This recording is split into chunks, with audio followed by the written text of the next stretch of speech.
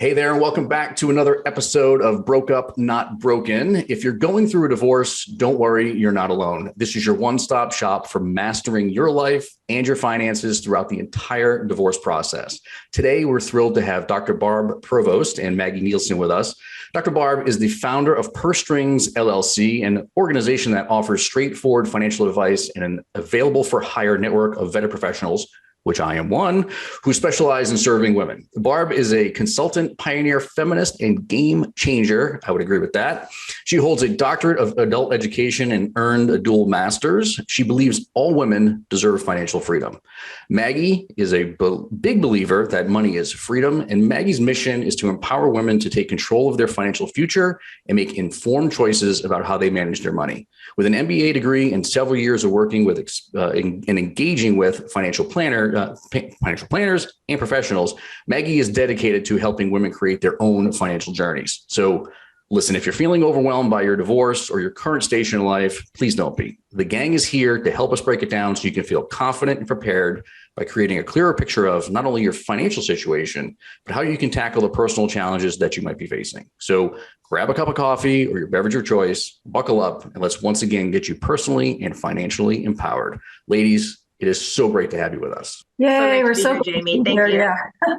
Yeah, let's do this. I'm super excited for this conversation. I'm a big fan of the two of you. I'm an advocate for the work that you do. I'm one of the vetted professionals on your site there. So I'd love to hear from the both of you, what really propelled you into the work that you do. So give me a little bit of background on the two of you and also the work that you do at Purse Strings. Either one of you can take it first. This is not we can go whatever. Yeah, I'll jump in. So my background as an adult educator, I was a consultant in the financial industry for many, many years, where I saw a gap between what the industry was providing and women. And, Maggie is my daughter, so I would have lots of conversations with her about what I was seeing. And then when we'd run errands, I'd see women of retirement age. And I'd say to Maggie, why do you think these women are doing this work? I navigated a divorce and met other women who had foundational questions about their finances. So I saw these glimmers everywhere. The work that I was doing, just living my life and also, going through my own divorce. And, I'd always talk to Maggie about this and she'd say, I don't know, Mom. She was in high school at the time. So I said, let's go figure this out. So hired a commissioned researcher to do the deep dive. How are women doing? How's the financial industry doing? Really get the data behind it. And then Maggie, I said, grab your computer. And we had focus groups after focus groups after focus groups and just asked women, what's your experience with your financial professional? Maggie, you can take it from there. Yeah. So the most common thing these women said to us was that their financial professional didn't even look at them. Which as someone who I was not, planning for retirement yet, I was still kind of in high school, but I'm still my jaw hit the floor that these women are handing over their life savings to someone who doesn't look at them. And that's when I knew we definitely had a problem and we definitely wanted to come in and help. So we talked to a lot of these women and asked, what are you looking for? And it was kind of that place to get tools and resources without being pushed to product, preferably in English, not in lingo and jargon.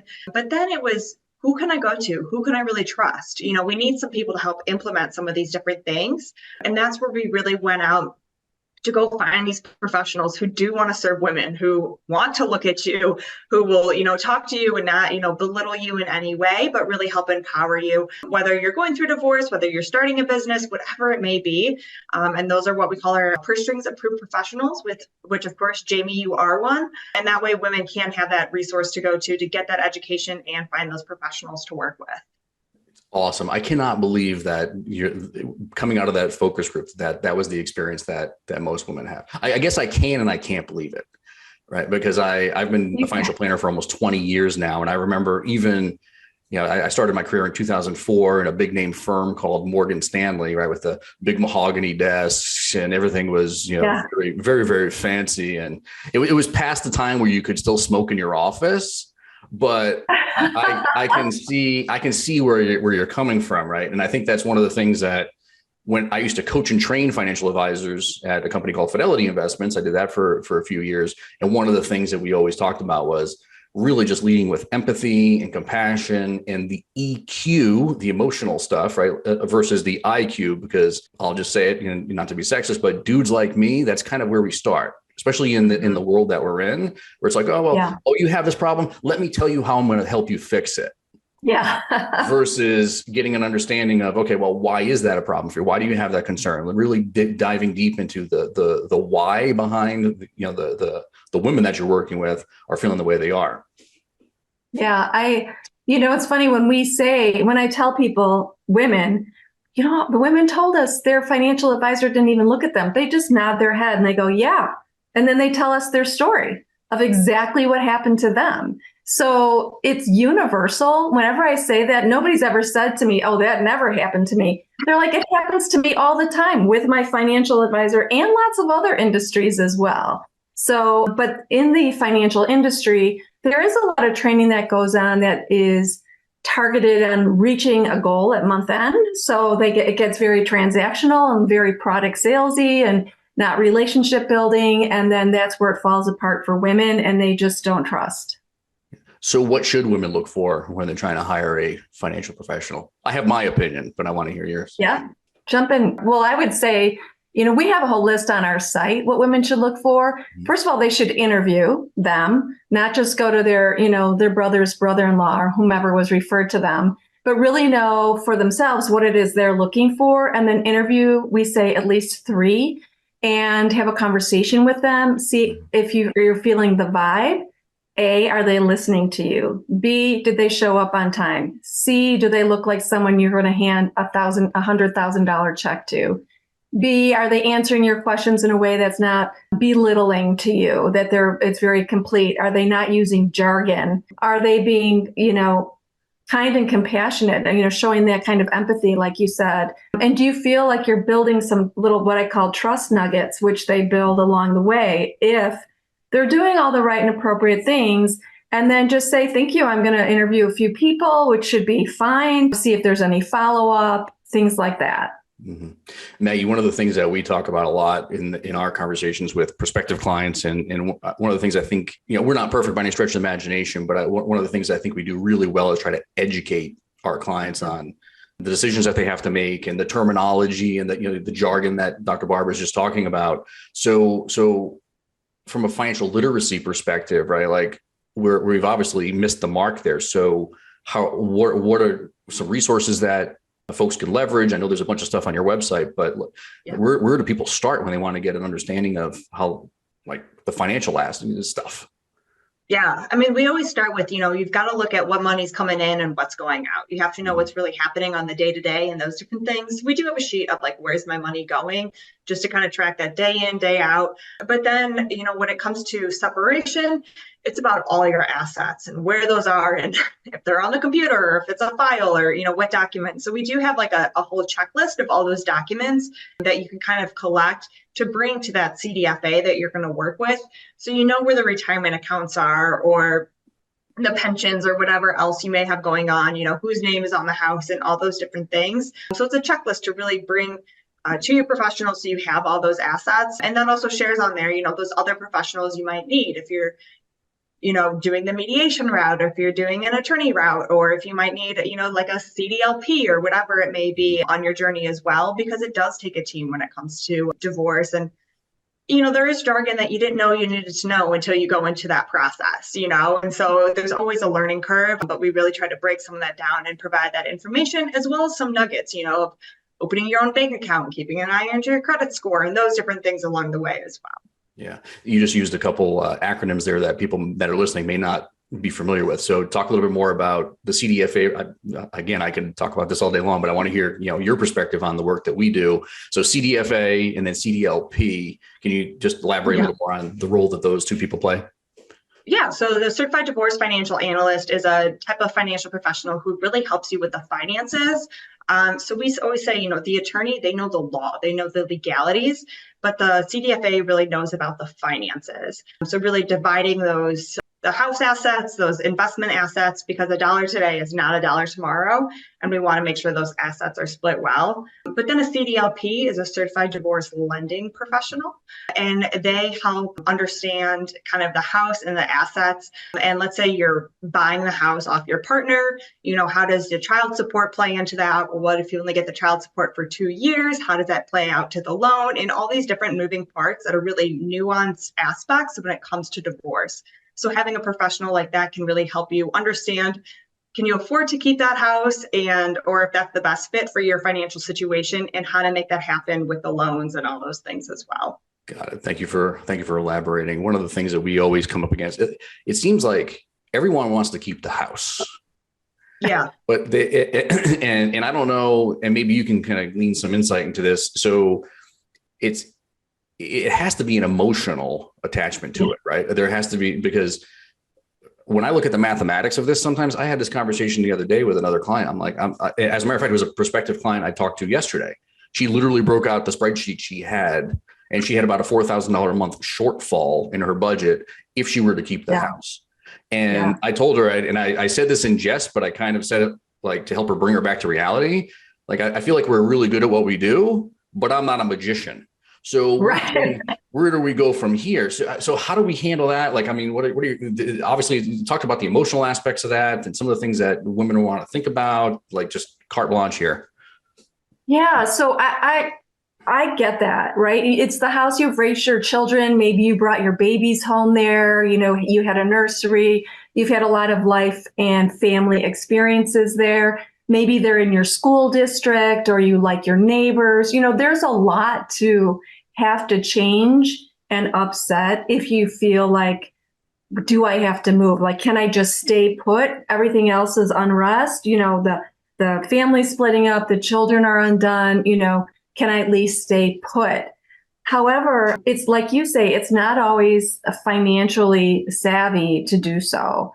And even though it's an emotional decision, you really need to look at the finances, because when women are, venturing out on their own after divorce, oftentimes they lose money, right? It's a lot harder to make ends meet.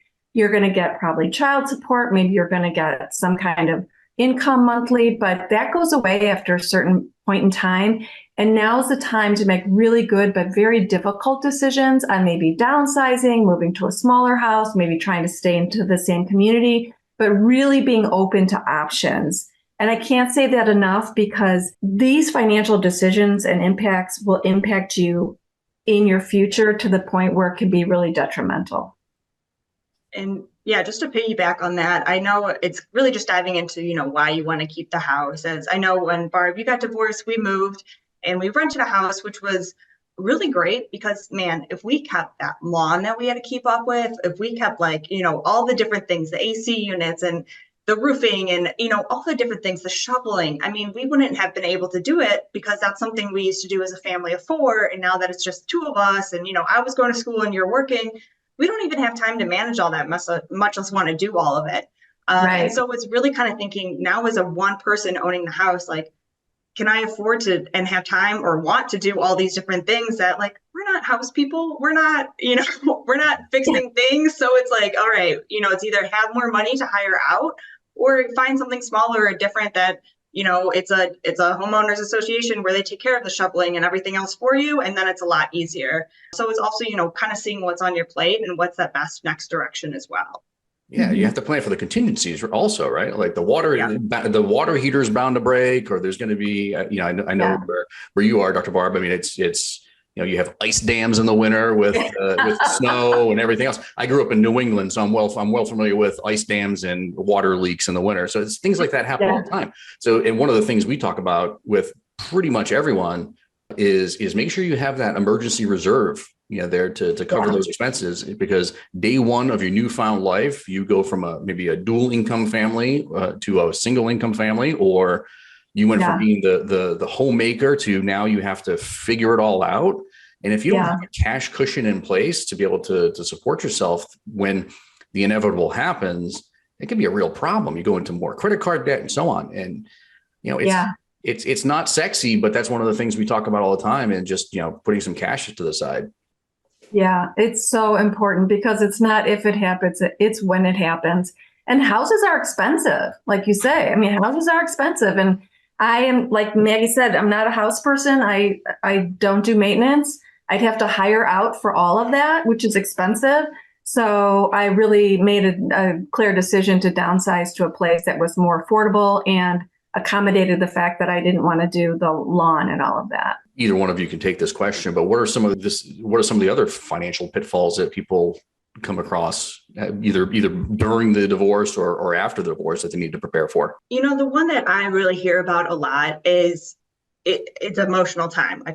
I totally get that. But people either want to rush the process or do it all themselves and like make decisions out of a really foggy head. And both of those are just really bad errors to make. And I can see how they're so easy to fall into. It's not something you want to sit and enjoy and take your time in. But once that divorce decree is signed, it lasts. It's much harder to go back and change that if you even can. And so just taking the time from the beginning and doing, taking your time and going through it can really, affect your retirement in all those years after. So you just want to make sure you take it slow and have those professionals. I mean, I even talked to other people who are CDFAs who got divorced and they need to hire someone else because you're just in a fog. You can't take care of yourself when you're in that mental state. And so knowing that you need that team and to take it slow, because you don't want to make any, big errors now that you can't go back and fix later. So that's something that I see that I would warn against. And of course, easier said than done, but it's about having that team with you. Anything to add? Yeah. Health insurance, how are you going to get insured for yourself, your family, your children? I mean, health insurance is so expensive these days. And I think that's a consideration people don't really realize, especially depending on where your children are and how old they are in terms of do they need, shots for school and things like that. Just health insurance. And then the other thing I'll say is powers of attorneys and your beneficiaries. Sometimes people forget to change those as well. So making sure you have powers of attorneys for your children if they're over 18, because if they're off at school and something happens to them, making sure that you can have conversations with the right people and have the right information provided. And then also ensuring that you have your own powers of attorneys and wills and beneficiaries updated. Oh, love it. Insurance, estate planning, all the stuff that gets me fired up and out of bed in the morning. Yeah, I know. It's so important. And, it's the biggest thing here is fear. Women are afraid to venture into these conversations. I just spoke to a woman yesterday who's like, I have all this money and, I'm thinking about getting divorced and I have this money. It's sitting in a bank account. She told me 6 months ago. I gave her several great referrals and she has everything she needs. She knows she needs to do it. She never picked up the phone. I'm like, why? What's stopping you? I just want to hear from her. She's like, my own money stories, fear, having to address it. I'm like, you are losing so much money by having that in a bank account. And so many women do. And so Maggie and I are always trying to crack the nut on alleviating the fear by providing tools and resources and great financial professionals who are not going to judge, are not going to tell them all the things they did wrong, but really step in and help them build a great financial future for themselves. Yeah. I joke about that, but insurance and estate planning is one of the things that we help all of our clients with, either during the divorce or if and when they decide to work with us later in a traditional financial planning engagement. That's one of the very first things we talk about is you need to make sure if you get hit by the proverbial bus tomorrow, the kids are going to be okay, and your stuff is going to end up and is going to go to the right people and end up in the right place, and avoid the expensive process of probate. Exactly. Yeah. What a rat's nest. Nobody wants to go through that. The longest one I've seen so far is 3 years. Wow. And that was only because that was what's that? And the cost of that. Forget it. Awful. It's not worth it. You don't end up with much money at the end. I mean, even if they had a ton of money to give you, you lose a lot of that in the process. Exactly. So if you're listening, now's the time, people. And you mentioned another aspect of this. This is the insurance piece, right? We want to we always make sure that there's some level of insurance in place, especially if you're relying on somebody else to provide you support. Yeah. You want to have a life insurance policy on that person, because if they get hit by the proverbial bus, you don't want your alimony to go away.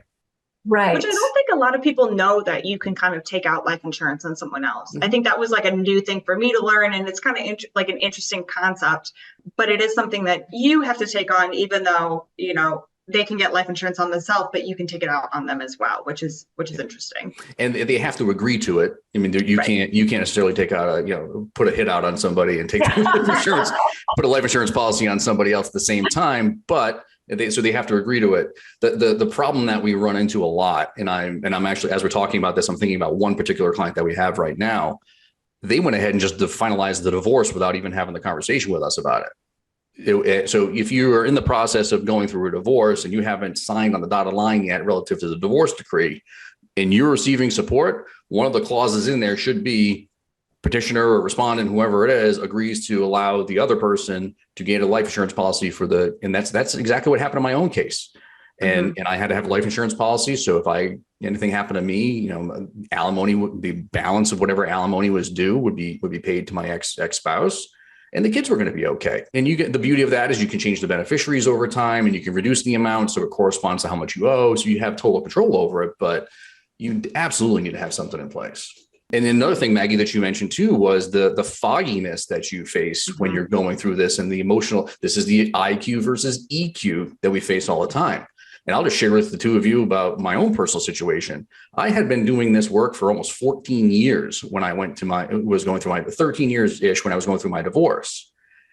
And I still made mistakes in my own divorce, because I was writing checks to the attorney, which felt like every other day. And my divorce was, we're talking about a $75,000 divorce, and I'm not LeBron James. Wow. Awful experience. And you start writing checks like that and they're in $3,000 and $5,000 increments over a period of time. But I had to pay her attorney fees. I had to pay my attorney fees. And then it was dragged on, and then there was no cooperation, and you name it. And it was just awful experience. So you get to the point where it's like, hey, I just got to end this, because it's costing me more than it's worth. So just sign on the dotted line, and then you look back and you're like, oh no, why did I do that? I know. Yeah, that's why you need these other trusted professionals around you, even if you're in the business. I know, like Maggie said, I know financial professionals who say, gosh, I made mistakes and I'm in the business. How did I do that? We all need really good professionals around us to help us think clearly. Yeah. It's much easier when you're talking about somebody else's money. Oh yeah. Fixing anybody's problem about anything is always so much easier. I mean, you pick any problem, I can fix yours, but my own, I don't know. Forget about it. I had a situation yesterday. A client, emailed me yesterday morning in a panic because they started a business, and the business is its first year or two of the business, and you know how that goes, and getting a little bit nervous, and to the point where not sleeping and panic attacks. But we have a financial plan in place. And we plan for these contingencies, and we've gone through this ad nauseum. And really, she sent me the email, and I sent the email back and was like, hey, it's fine. We're in a good spot. We plan for this type of thing. And just being able to take that fear and anxiety away I think is really where the real value in financial planning is. But she replied back and said what you just said, which is, she's like, oh, thank you for talking me off the ledge. And my reply back was, it's so much easier when it's other people's money. Yeah. And exactly. That's just the reality of it. Yeah. And that's why, so many people will say, oh, I don't really, think I need a financial professional. I think I can do this by myself, or why would I pay money for that when whatever? And we always say, they're going to save you money. They're going to save you heartache. They're going to help you sleep well at night. And really, if you invest wisely by using an expert, it pays for itself versus you trying to navigate and figure it all out on your own. I mean, these people are seasoned. They are, they have the creds, and it would be like me trying to rewire my house. All I want to know is the light's going to go on and off. I don't want to know how it works. That's why there's value in an $89 oil change. Exactly. I could go out there and I could put the Jeep up on the ramp, the lift or whatever it is, change my own oil, but 4 hours later I'd be done. Or I could go drive it down, pay $90 and get it done in 15 minutes and move on with my day and know it's done correctly. So there's that. So I was like 4 hours. That seems pretty impressive. I don't know if I would be doing that. I have computer hands these days, Maggie. So I'm not sure if I would even be. I might be able to swing a wrench. I can swing a wrench. I'm not too bad. But we talked about some of the mistakes that people make during divorce, and even kind of on the tail end of it. One of the things we help a lot of people with is that future financial planning, retirement planning, and those types of things. So what are some of the mistakes that people make there pertaining to 5, 10, 20 years into the future? Well, I found my life changed a lot financially, and I didn't even think about 5, 10, 20 years in the future. I was just thinking about how am I going to get through today and then tomorrow and then the children and all of that. But you do have to make sure you're thinking about those consistent and ongoing contributions, like to a 401k or a Roth, and not to forget that even though you're trying to get through today, because you're in this kind of craziness going on, this too will pass. And that you really have to think about the consistent and repeatable savings that you need to do to also save for your financial future, because women will age alone. They will be responsible for their health and wealth and oversight at a time where it's very expensive. And we can't forget about that as well. So we have to make sure we're focusing on our future too. Anything to add, Maggie? Yeah, I was going to dive into kind of like the Social Security aspect of, just because a lot of people don't know that they can take out or I'm going to get the wording wrong, but take out their husband's Social Security or take that as theirs. And that doesn't cut from their pot. They don't know about it. It doesn't take away from them, but it might be a better option for you. Or if you're thinking about getting remarried and just making sure, if you're right around, 65, 67, right around the Social Security time, making sure you either wait or talk to a professional to make sure you can still do some of those Social Security things and make a plan around that. As there's just a couple, aspects and details that I just don't want women to leave money on the table when it comes to those things. I'm sure you can explain that a bit better to your audience, as I just know a couple nuances, but those are some, aspects that we have to remember. Even if you were married, for 10 years in your 30s, that can still play out in your 60s. You pretty much hit the nail on the head. I mean, you're spot on, right? I mean, the benefit of Social Security is, or the claim you claim on your ex-spouse, right? So you have to have been married for 10 years. So there's some rules in place. As far as remarriage goes, there are certain rules and thresholds that are in place as well. I don't remember off the top of my head either exactly what they are, because it's very, very nuanced. But and this was a mistake my mother made. She divorced my dad I think they were married for 12 years at that point. So she would have been able to take his Social Security at her retirement age when she was able to do that. And then she subsequently remarried and just derailed the whole thing. So you want to make sure that you understand those nuances because people do get divorced, they get remarried all the time. Sometimes they get divorced again and then remarried again. So there are a lot of different aspects of Social Security, and your ex-spouse will never know. It doesn't impact that person. You just go down to Social Security Administration with their Social Security number and yours, and then they'll help you figure it all out. It's pretty neat. And the other thing is pensions. One thing, I don't know how much you come across pensions in conversations, but we see a lot of pensions. We work with a lot of military folk or federal employees. There are a ton of rules and regulations in place that you want to make sure you understand, because if once you make a decision on a pension, that is an irrevocable forever thing. So if you have a spouse that has a pension and you're entitled to some of that benefit, you want to also do a pension valuation on that too. Because a payment of $1,000 a month, $12,000 a year, let's assume you're going to get that payment for 10 or 20 years. It's not worth just 12,000 times 10 years or 12,000 times 20 years. There are discount rates and interest rates and longevity calculations, also stuff that have to go into that. So just from my perspective, that's not kind of like Social Security. That's another place that people make mistakes all the time. And we help with all those pension valuations, which is nice. And people make sure people don't divide up the assets the wrong way, because pensions have a real value beyond, $1,000 a month. Yeah, exactly. These are I think the nuances where we're always like, this is why you go to a pro, is because you don't know what you don't know about these things either. And once you dive in, it's a whole basket case. So it's like, just hire someone who has done this, 40 other times. It can tell you that, these are, we need to look at the pension. We need to look at this, life insurance policy. We need to look at these different things because they're easy to kind of forget or not understand or rush through. Yeah, exactly. It's complicated. Famous last words, right? I mean, it is definitely complicated. But we're all here, the three of us and all the professionals that are on your website and folks like myself are out here to help.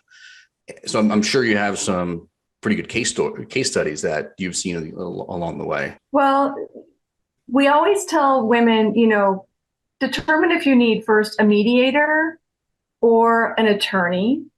And like Maggie said, we have this great divorce guide called Everything You Should Do Before You Mention the D Word.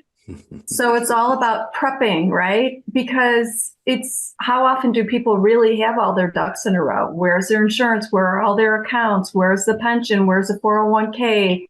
How much money is coming into my household? How much money is going out? I mean, once there's work involved, right? It can be really overwhelming, but there's work involved up front.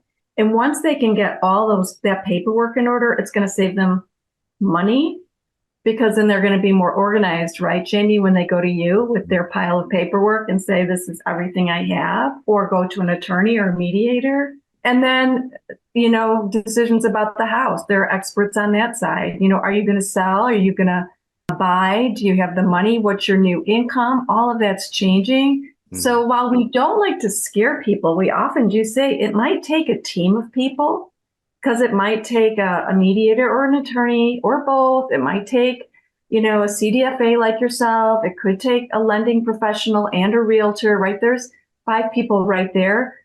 So it is kind of an investment up front to really hire and leverage this area of expertise, but you're going to make right decisions that'll impact you going forward.